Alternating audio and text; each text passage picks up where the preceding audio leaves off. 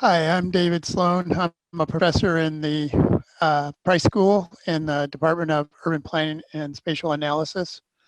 I am joined today by Emily Smith Greenaway, who is a co-author with scholars from Penn State and the University of Western Ontario of a really fascinating article on the idea of a bereavement multiplier and how can we understand how that affects the reach of COVID-19 and its impacts upon families.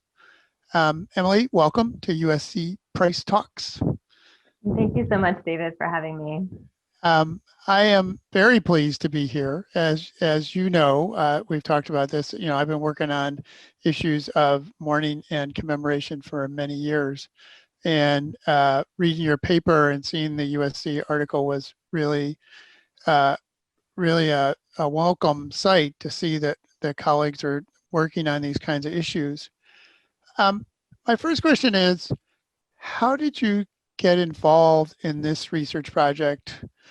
Much of your other work is not associated specifically with mourning, but it is with families. And then how did you develop the bereavement index?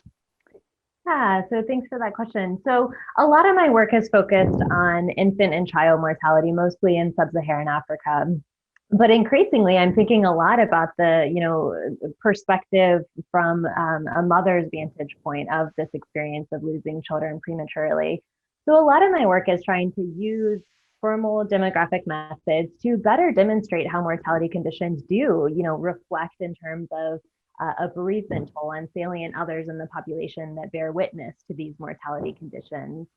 And so my colleagues on this paper had done extensive work in a different field of study, pursuing other interests on mapping kinship structures in the United States. And so they had, the co-authors on this paper, given us basically the apparatus that allowed us to do this research, applying the case of COVID-19. So they had mapped American kinship structures, which gives us this really comprehensive portrait of what American families look like.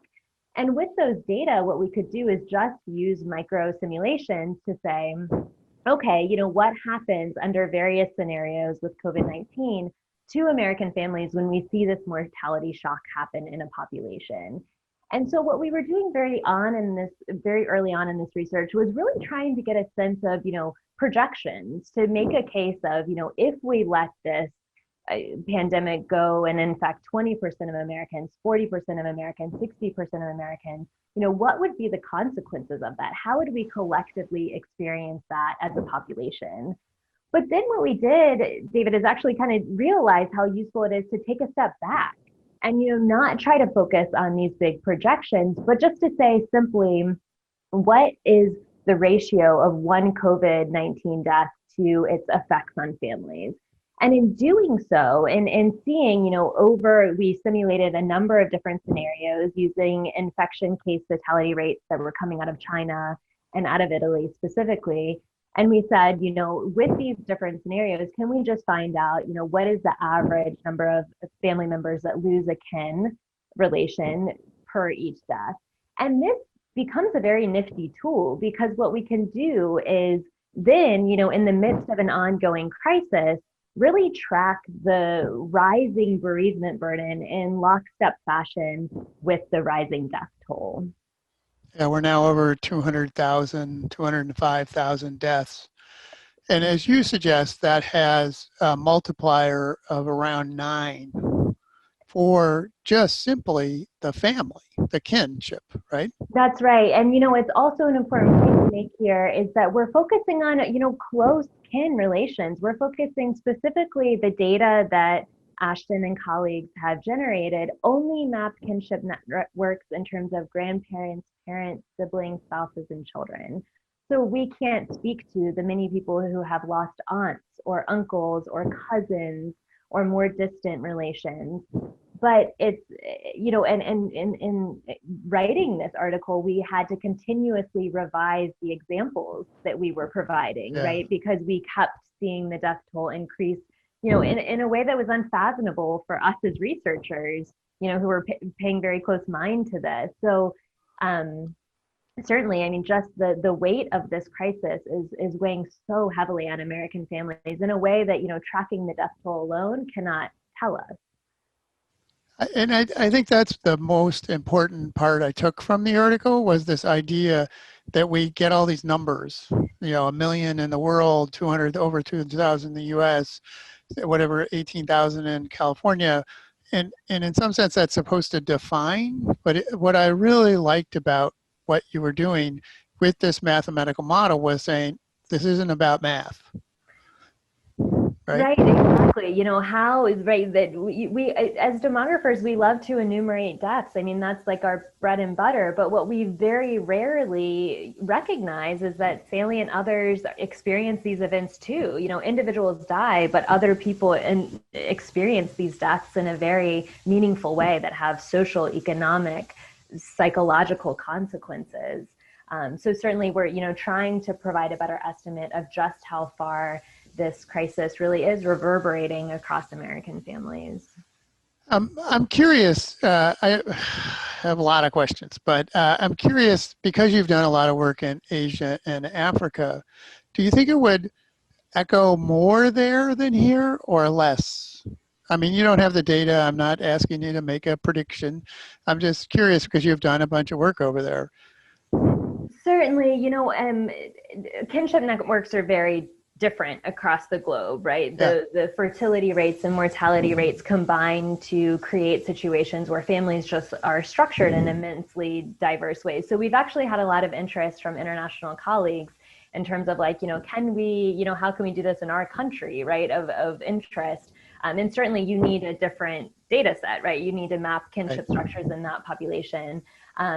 But certainly, it's a universal element of the human condition to experience loss and grief. And so certainly I think that this is a big part of this global crisis that we as a population will experience and be grappling with, not just in the short term midst of the crisis, but for decades to come. I mean, these are irreplaceable losses that families are experiencing. Yeah, it's one of those things I was teaching the other day and used the public health statistic years of life lost, right? And we weren't talking about COVID, but in some sense, with this range of people who have died, all the way, I think in this morning's paper, it was all the way from 99 to 29. There's an extraordinary loss here. And I'm not sure that as a society, we're really talking about that. We're talking about the medicine, the vaccines, all the, how are we going to intervene, masks, all that. But I'm not sure we're having a very real conversation about how many people, in your calculation, well over 1 million just in the kinship and probably 3 times that in the friendship networks. And so as a sociologist, how do we move from just statistics to that conversation about families? Certainly, I think it's a really important element of the conversation that is missing, and I think it really is coming through in terms of how people are talking about young adults and the crisis. Absolutely, young adults are less likely to experience mortality from COVID-19. Certainly, some experience complications and hospitalization and death, but it's far lower risk. But what we find in this study is that they are in no way unscathed by the mortality crisis that it's generating in our country. I mean, we see our estimates show that for each COVID death, on average, about 4 individuals lose a grandparent, again, averaging across all deaths because of the age gradient in death. And so, as of today, that's about 1 million young people, right, ranging from adolescence to early adulthood, no longer having a grandparent. And as a sociologist, I'm really interested in the life course perspective. How do these kind of vital conjectures in people's lives early on carry on with them to create future disadvantage? And certainly we know bereavement is, a source of, lasting consequences in terms of individuals' educational achievements, a number of outcomes, their psychological well-being. So certainly these are effects that don't go away. They manifest and have intergenerational consequences, certainly. For me, it's in my work, it's you can't see the person die in the hospital. You can't go to the funeral home. You can't hug your relatives unless you're going to break all the rules. You can't travel, so you can't get to places. And so, in some sense, it's made the death even more traumatic, right, for And the that's people survivors. such a wonderful point. I don't know if you saw, Deborah Carr had written a piece. She's a sociologist that talked about how COVID-19 deaths are undeniably bad deaths. You know, they're Yeah. deaths that are happening, as you said, alone in a hospital, despite the fact that most Americans prefer to die at home. They're happening, suddenly. There's pain involved, and so it is very concerning that we don't just have a case of a lot of bereavement at once in our country, but we also are experiencing bereavement where our typical social support systems are simply not in place. Right. Young people aren't in school. Child protective services is not functioning as it typically does.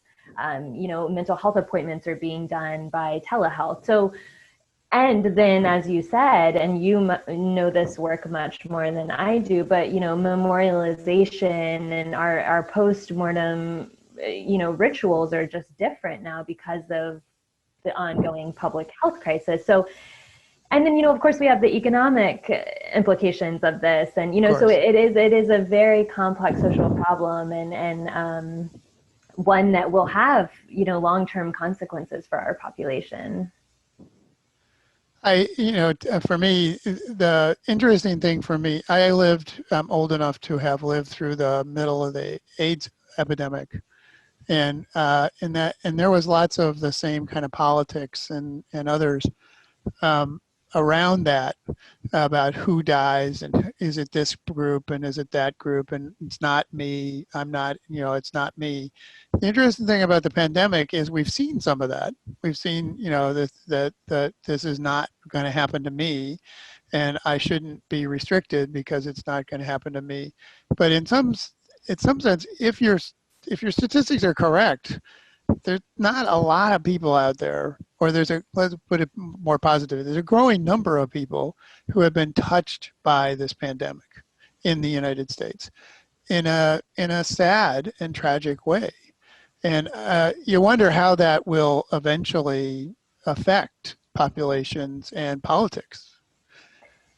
Absolutely. I mean, it's just it has such a breadth to it, right? And I think increasingly, like you said, so many are experiencing it, even if they don't experience, and also we're studying here, the most dramatic outcome, right? Right? So many other people, as we now know, which we didn't have a handle on even when writing this. Morbidity is a big part of this pandemic. Individuals that are developing illness that is not quickly, these aren't just acute health problems, right? We're seeing this, increasing case of young people grappling with, ongoing health problems as a result of infection, which of course affects the family system too. So I think you're right. I mean, it's hard to, when we think about just how many people have in some way been touched by this, we all have had, at least know someone who's been sick or who has lost someone. Right. So it really does demonstrate just how linked our lives are, how we're just such a collective body, experiencing other people's grief and hardship, even if we're not personally affected. So I'm going to push a little because in some sense, it seems like we are doing it as a society and we're not doing it as a society. It's like we can't have a conversation. Americans have struggled with the concept of mortality and death for a very long time, at least a century. And yet, in the last 40 years, we've sort of made some progress about bringing death back into the social conversation. But it does seem like we're struggling with this. There's lots of articles, but they all say the same thing: is we're struggling with this. And I wonder why is it that when you think about families and think about social structures in the U.S., why is it that that's so hard for us as a society? Yeah, I just read this really brilliant piece talking about how, actually I think so many of us are personally thinking about this and are personally experiencing Yeah. about this like collective grief. But you're right that there is kind of an absence of, broader acknowledgement of this in some way. And, I think, the failure to reckon with that is just demonstration of how difficult it is. And also COVID-19 in particular is just revealing so many structural problems in our country, that for there to be, a very kind of putting that at the centerpiece, right, of just how much life is lost. I mean, it would require, a lot of reckoning with other social problems, Right. basically to, explain how we got here, and so It, quickly. I mean, it is, in the Price School, we spend a lot of time thinking about these things, because the healthcare system is clearly being shown. The weaknesses of the healthcare system are coming through pretty clearly. The weaknesses of the political responses are, the fraught nature of our polarized political arenas are really causing havoc. Um, and to me, I know all that stuff. I follow all that stuff. But I mean, when I first read your article, the thing that struck me most was that here's this, statistic. It's just, 9.1 or 8.8. And yet, it's such a beautiful way to try and get people to have a conversation about, look at, people are in pain. A lot of people are in pain on a regular basis. And as a society, we don't seem to have mechanisms for having that conversation about pain. We've sort of privatized it into either faith organizations or families, and that's it's got to be hard on people. Absolutely. And, I think last time when we spoke too, you drew parallels with the 1918 flu pandemic, which I think is, really interesting to think about how, this crisis is so similar but distinct from other Right. mortality shocks that we've experienced as a country. But you're right that, I think one is just getting people to acknowledge and recognize how much loss there is. Sadly, I think that there's a lot of misinformation about just, what actually is the toll of this crisis. But then, of course, trying to push that even further to say that this is something that affects all of us. I think you're right. I wish, that was the centerpiece to these conversations. I was thinking yesterday, when COVID started, I went back and I read a bunch of stuff about the flu epidemic in 1918, 1919, like 25 years ago. So I decided I should brush up a little. And, I found this really great book where they were talking about the estimates and how they had grown every decade. So nobody talked about it for like 5 decades, and then after one person talked about it, it went from, oh, maybe there are 20 million deaths, maybe there are 40 million deaths, maybe there are 50 million deaths, which is now the accepted sort of number, but maybe there's actually 100 million deaths. And I was sitting yesterday thinking, we're going to go through that, right? I mean, your calculator won't change, but the number that is calculated, I think, not just, yesterday I was reading suicides are up, drug overdoses are up, deaths from drug overdose are up. How do we actually look at the epidemic? Is it, you died literally of COVID? Do we know that you had the test? And then what else? What are the other things that are happening around us to make us so sad and so desperate that we're going to actually take our life or accidentally take our life?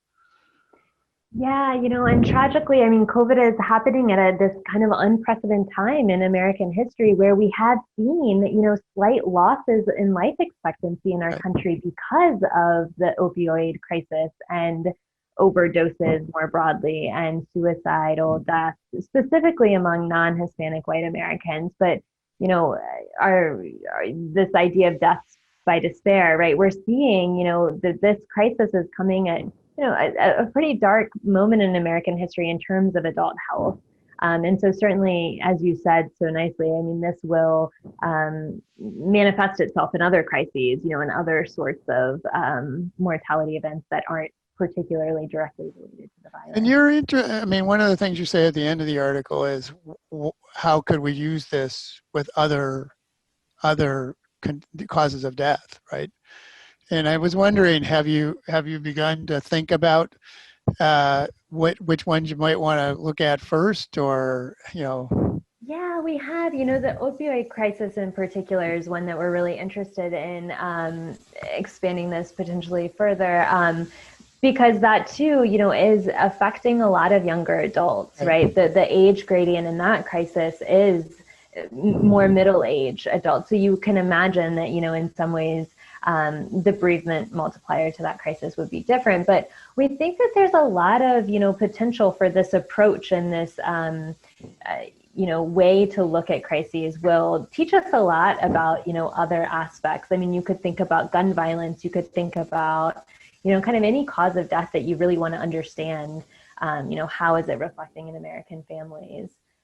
But like I said, demographers, we tend to just think about death as individual events, and we're really trying to push on that to say, we can actually measure how these things are, affected and how they affect the family system. Yeah, I mean, I think you do a really nice job near the end arguing that each individual death is actually a collective death. And at some level, yeah, I mean, I've been thinking about this stuff for a long time. Very few people actually die, in solitaire. They may die alone, but there's family, there's friends, there's people around them. It's actually one of those sort of tropes in American history. The person who really does die alone, doesn't have family, doesn't have kinship, and everybody else is presumed to have lots of people around them. And so, in some sense, each death is indeed collective death. It's hard for us to think about it that way, though, it seems. I don't know why. Right. Yeah, Right? no, it's something that we don't like to talk about, right? Yeah, I think that people are adverse to talking about it. And now it's so palpable in our society because of this crisis, that I think this is a time to hopefully reckon with that and kind of reset that kind of approach to death. So we have a question, and it's a good question, and that is, do you see ethnic, racial variations in your findings based upon different kinds of kinship networks? Yeah, so I'm happy you raised that question. Certainly the kinship networks of white and Black Americans differ subtly, but what we actually find are that the bereavement multipliers are, sadly, because Black Americans die at higher rates in America because of racism and structural inequalities, the bereavement multiplier is slightly lower for Black Americans. But Black Americans are disproportionately dying of COVID-19. So we know that the bereavement burden in the Black community is far higher than it is in the white community relative to population size. And this was also another big motivation for this work. We typically think of premature mortality as the consequence of social disparities, but it's also a cause, a precursor to future inequalities. That, Black youth are disproportionately losing relatives to COVID-19 will lead to future inequalities in terms of education, social factors, economic support. So it's very important, this work, we don't have in the paper, we didn't have at the time the precise number of deaths that were to Black Americans versus white Americans. But all you have to do is take the number of deaths, to Black Americans and then use the Black American multiplier, and you'll see the outsized, effect of bereavement in that community, which, like I said, is not just the outcome of inequality, but, will create future disparities, sadly, going forward. And so race and ethnicity is one way I'm sure you want to push this. Are there other ways that you want to push it? Sure. I mean, you could certainly, think about economic groups. I mean, we know that, individuals who are in essential worker positions, right? You could certainly say, what is the economic distribution of Americans and see, how lower income Americans have been disproportionately affected. That's not something that we can do with the current mortality data that we have, but that would be another way to see how, we know life expectancy is patterned economically in our country. And so certainly you can think about how, again, the disproportionate number of deaths in those disadvantaged communities has, outsized implications for those families. Yeah, it's an interesting question. Your article, obviously, it's a one-off short article, a typical science journal. But going back, just taking one step, or not actually, in some sense, thinking about bereavement as a structural issue rather than as just a simple someone dies, we are bereaved, but as a multiplier of inequalities.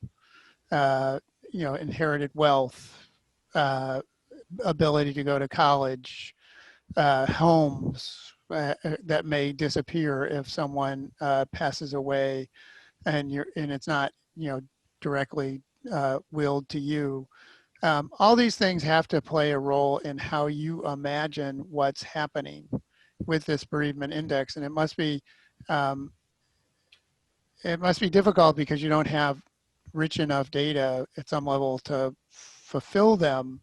But do you really think that once once you get more data, you can begin to qualitatively sort of measure this as well as the quantitative to sort of show the structural impacts of, say, the disparate deaths of African Americans in the COVID-19 pandemic? Certainly, that's something that absolutely needs to be researched. And there are, literatures looking at, what are the implications of grief and bereavement for kids' later life outcomes. And some of that work, is certainly available to us. Most of it, though, focuses pretty narrowly on specific kin. We think about what happens to kids when parents die. There's very little work on, what happens to young people when their sibling dies or when their grandparent dies. So admittedly, there's so much room for that literature to be expanded to not just focus on parents, right? Like there are other kin that often play a tremendous role in young people's lives. And also just to, there's so much more room, like you said, to kind of unpack and understand the processes by which this affects people's orientation and perspective of the future. There's some really interesting work coming out by Alice Monk, who pushes this idea of like linked fate, right? So what does it mean when you see somebody experience this premature death in your family? How does that fundamentally shift how you think about your own life course and its own potential? And so I think that there's, so much room to really expand how we think about, like I said, these kind of like vital conjectures in people's lives, these like really formative experiences that certainly affect, them in very profound ways. Every way. I was thinking my colleague Christine Beckman has a new book out with her co-author on parenting and how people are surviving in this crazy world we live in. And they came up with the concept of scaffolding, where you can't rely on yourself, you can't rely on your partner, and you have to have more. You got to have somebody, whether it be a grandmother or a nanny or a sister, or somebody's got to help you do this. And when that's pulled out by COVID, the consequences got to be really quite substantial for the health and well-being of that family. Absolutely. I mean, we are so intertwined, especially when we're trying to keep young people engaged and healthy and alive. As a parent of two young kids, I certainly appreciate, just how many adults it takes to raise kids. And so, when these adults are suddenly, gone, I mean, that absolutely has implications for young people. We have another question. I'm going to read it because it's fairly long. This is a fascinating presentation and should be widely talked about. Thank you. Are there ways that your findings can be translated into infographics or such tools to reach these communities that are most highly impacted? Are you able to share this with teachers and others? Certainly, you could, one thing that this enables you to do is go back to kind of the projection approach that we were initially trying to couch this in, to say, I mean, when the conversation of herd immunity came up, for instance, Right. I very quickly opened a calculator to say, oh my gosh, what would that actually look like in terms of bereavement? So I think, there is a lot to be done here to one say, like, look what's already happened. And you should see and know that, for teachers, for instance, that this is the statistical likelihood that a child that is in some way affected by this. So you can kind of work back to give a sense of, where we already have gotten to, but also, what's going to happen over this next year, and to really, demonstrate, if we just let this run rampant, just how large of a crisis this will Right. be. But certainly, I think that, displaying this graphically, will hopefully help people better understand kind of the weight of it. And Can we step back just a second to what you started with? yeah. They started talking. Can you explain herd immunity and why it frightened you so much? Right. So the idea of herd immunity, which right. And we don't know, there's so much to be frightened about in terms of herd immunity. But one thing, the idea of herd immunity is that we just let the population become infected at a point where we reach a saturation, where basically, you're out in the world mingling, and so many individuals are immune to the infection because they have antibodies against it, which of course reduces the overall, incident of new infections, because so many people are protected against infection.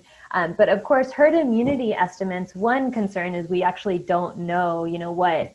And the herd is immune. Yeah, when the herd is immune, there's a very wide range, and it depends, it varies across viruses.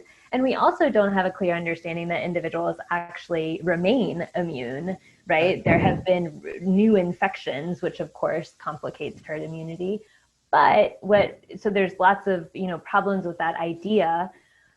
But also, if we do let 70% of the population become infected, right, we are going to have enormously high mortality, right? We will see, more than 1 million Americans deceased from COVID, which of course will, from our perspective of bereavement, generate an even larger bereavement burden. So not only is the concept, very problematic with a novel virus that we don't know how it behaves, but also just how much loss that would represent is. I remember early on when was the lieutenant governor of Texas said, "Oh, old people should just die. It's okay. It's not a big deal." And I was thinking of when my parents died, and both one in 79, one at 80, and I was like, not so much. That's not how I feel. Maybe your parents, but not mine. I know, and also I haven't seen updated estimates for this, but early on I did see in the US that on average, individuals who are dying had about 11 to 12 years of life expectancy remaining. So, there's been this push to couch these deaths as happening to frail old adults who would have otherwise died, but that's not true. We actually know these deaths are happening, certainly to individuals that have comorbidities, but a lot of Americans have comorbidities because we're just not a very healthy population. So, but certainly not comorbidities that, lead to death, imminent death risk, right? Yep.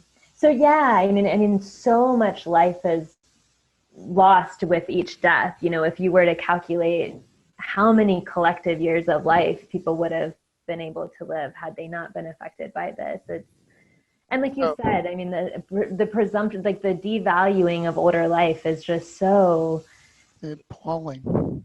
It really is. Yeah, I remember about 20 years ago, I started working with one of my colleagues, Lavana Lewis, on racial and ethnic racial and ethnic community approaches to public health. And at that time, the Department of Public Health had put out this lives lost in days, right? How many days have we lost of lives? And through obesity or through gun violence or through others. And you just look at this and it's stunning how many people. I saw one article that suggested it's thousands and tens of thousands, potentially hundreds of thousands of days of life lost. And again, it's a statistic, but it's also a statement about this is a person who could have gone on and done things for their family, which is really what your bereavement as an index is getting at. I, if I could turn it unless you want to respond to that. That's okay. I'm curious. If I can turn it just a little bit, I was struck, I study memorials and commemoration, and I was struck that the first one that I've seen that I've been really impressed with as a memorial is that in Detroit on Bell Island, they printed these large format photographs of hundreds of, I think it actually literally was hundreds. They've lost about 1,500 people, but they did several hundred of these. And you could drive by in a funeral cortege and look at all of them, but you could also stop and at your grandfather or your uncle or your wife or your husband. And to me, in some sense, your bereavement index is a beautiful way to start this conversation, and we need public ways to continue the conversation. And that struck me as one way to try and get people to realize these are people. I mean, this is not some statistics in some nursing home. This is somebody's grandmother, somebody's aunt, somebody's cousin, somebody's friend. As a sociologist, I'm curious how, your job is to do what you did, right? The bereavement index. But as you talk about it and present it and consider a future, how does that work for you? How does it affect you as a scholar in the way you think about these issues and the way you think about families and your research? Yeah, I also saw that memorial in Detroit, which was so beautiful, and one of the only that I've seen like that. I have seen another project. I don't know if you've come across it, but it's I think it's Faces of COVID is the Twitter handle, where someone is basically collecting obituaries all across the country to try to really create this kind of central place where we can memorialize these individuals. And I do know that I think there's a coalition of families that is starting to get underway. I recently saw, but someone early on in the pandemic said to me, pandemics are inherently local events, right? Like they do play out in communities. And so I do, think in one way, and I wonder, if that's why we don't see a lot of these national level memorializations happening. So I certainly hope we see a lot more of that in individual communities to say, like, these are the people among us who are our neighbors, who we've lost. And I do think we will, actually. I think, if you look back at the 1918, 1919 epidemic, it fell off the historical cliff, right? It sort of disappeared. It pops up in a few books. There's almost no memorials. It's like, and I think part of it was at that moment, the only way you did a memorial is did it in Washington, or you did it in Sacramento, or you did it, at Stone. And now we have much more a stronger commitment to ephemeral memorials like this one, which was only up for like 3 days in Detroit. And I think you will see there's a number of other examples where I think people are beginning to say, wait, we have to think about this somehow, because the bereavement, as you point out, is so real. It's so serious. It's so painful for the society. Absolutely. And I think it also has healing potential. I mean, it's better to, reckon and acknowledge your past than try to just ignore it. And so I think, there's a real opportunity not only to kind of, show support for the families that have been very intimately affected, but also just for everyone to really kind of grapple with and pause and, come to terms with what the traumas that we've experienced over the last 6 months. I wish I could hope that that's going to happen. It feels like the pandemic has become so political. that for people to see it as anything but politics is very difficult. And if they know somebody, then obviously it changes. But if you're not intimately related to that person, it's hard to believe that that it would change, that they would see it in a broader sense of, 200,000 deaths is a lot of deaths. I mean, we're moving towards the number of deaths that we lost in World War II, which has probably 10,000 monuments in the United States. And so how do we think, pandemics are weird, as your friend suggested, they're very localized, very individualized, and this has been true, but it still amazes me that we can sort of abstract it so much. Absolutely. And like you said, I mean, I think so many of us are still shocked by how political it has become. I think that, as someone very concerned with what's going on with the CDC and just, Right. I think we all knew it, we've become political to some extent, but the extent to which it has, I think is still something that, as a scientist, I'm struggling to understand. And we're almost done, but the other thing that's come up in that is that science seems to be under attack, right? But it also seems to be confused. And I think people have forgotten that we're in the middle of the pandemic, right? I mean, the science is going to shift over time. I mean, your bereavement index might change, right? As it might be 9.3, it might be 9. I mean, it might shift a little bit as we learn more and more about both the kinships and the deaths.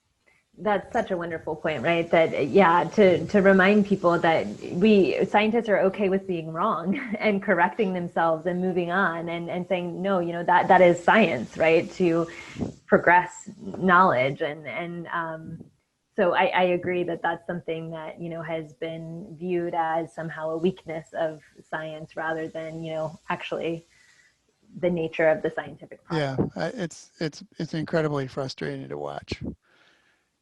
We have 3 minutes. Is there something you would like to tell people about what you're gonna do? I'm not sure who's in the audience. So, Never know. Yeah, in terms of, be kind to each other. There's so much that people are carrying around right now that no one knows, whether, and, as the spouse of a psychiatrist, I think that, shines through more just that this crisis is so far reaching, and I study mortality. I study the worst of the worst. And still we see it so, such a heavy burden. But it's a multifaceted crisis affecting everyone in some way. I see it in my classes. Absolutely. Everybody seems, I mean, there's obviously other things happening, the economy, the politics and everything else, but you can just get this sense that there's really hard for people to just relax and enjoy experiences. Everybody's just a tiny bit on edge and everybody's just a tiny bit sad. And Absolutely. I think we underestimate that quotidian sadness. Right. And to embrace that, and know that others are navigating it and, find joy where you can, in your loved ones or, whatever you can do to try to find joy in this moment, I think is so essential to making your contribution. We all have a voice to contribute here. We all have time and energy and knowledge. So we can't let, this smolder all of that effort that, is needed on behalf of all of us right now. And it is one of the things that'll be interesting to watch. I mean, we have you looking down on the data, these are the kinship networks. Will we soon get information from below, from families telling stories, creating books, collage books, doing their own little memorials for themselves, and those stories adding up and connecting to your study. I think I'm a very firm believer as a scholar in the combination of science and local knowledge. And I think that this is a perfect example of exactly the kinds of places that this should happen. Right. Yeah, I would love to see kind of like the triangularization Yeah, of, different methods to, offer different perspectives on this, one problem. But like you said, we need those. We need those narratives that this work doesn't provide, but just yeah. gives you a sense of, the scale, the reach.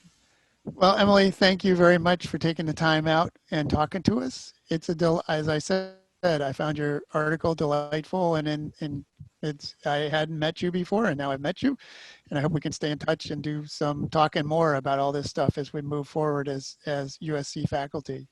Absolutely, David. Thank you so much for having me. And thank you to all of your wonderful staff for all the work they put They into. are amazing, They and are thanks to all of them. And I think that's it.